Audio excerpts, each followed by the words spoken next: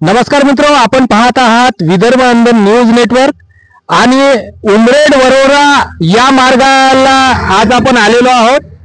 राष्ट्रीय महामार्ग 353 हा मार्ग नुकताच 2 वर्ष सिमेंट काँक्रीटचे काम पूर्ण झालेले आहे आणि मालेवाडा जवळ हा जो पुलिया अपघाती पुलिया आपल्याला पाहायला मिळत आहे।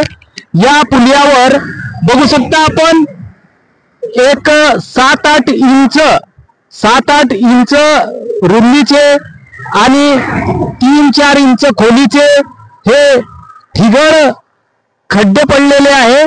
ह्या ज्या गेलेल्या तळा आहे राष्ट्रीय महामार्गाला गेलेल्या तळा आहेत आणि कंत्राटदार कंपनीशी लोकप्रतिनिधींचे कशा प्रकारचे हेतू म्हणजे साठगाठरीत्या हा मार्ग निर्माण करण्यात आला। आपल्या पुढे परिस्थिती आहे, लाईव्ह परिस्थिती आहे। बघू शकता आपण कशा प्रकारचे हे खड्डे आहे आणि या तळेमुळे अनेक वाहनांचे बॅलन्स बिघडल्यामुळे इथं अपघात घडून येत आहेत। बघू शकता आपण ही गंभीरता आहे या रस्त्याची, महामार्गाची आणि ज्या प्रकारे केंद्र सरकार आणि आपले रस्ते जे निर्माण मंत्री आहेत त्यांचं याकडे किती म्हणजे दर्जेवान कामाकडे लक्ष आहे आणि त्या कामातून लोकांना कशा प्रकारची सुविधा इथं पुरवठा केली जात आहे। वाहनांचा अपघात हा इथं रोजचाच प्रकार पाहायला मिळत आहे। आपण बघू शकता या खड्ड्यांची गंभीरता, या तळ्यांची गंभीरता, इथं ही जे बार निघलेली आहे आपण बघू शकता।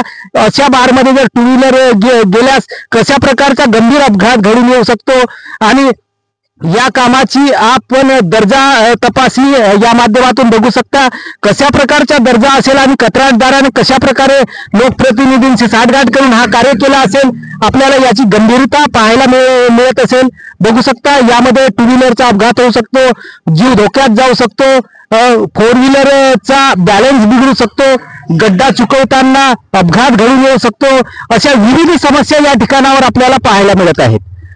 याकडे लोकप्रतिनिधींनी जातीनं लक्ष घालावं आणि लोकांचे जे काही उत्पन्नाचा पैसा शासकीय तिजोरीमध्ये जात असतो त्या शासकीय तिजोरी आणि ह्या रस्त्याच्या माध्यमातून जो टॅक्स आहे, टोल टॅक्स आहे, त्या माध्यमातून जो शासकीय तिजोरीत फंडात पैसा जमा होणार आहे त्याचा वापर कशा प्रकारे कंत्राटदार, सरकार, लोकप्रतिनिधी करत आहेत आपल्याला या मार्गाच्या माध्यमातून पाहायला निदर्शनात येत असेल। बघू शकता आपण लाईव्ह रिपोर्ट विदर्भ अंदन न्यूज नेटवर्क।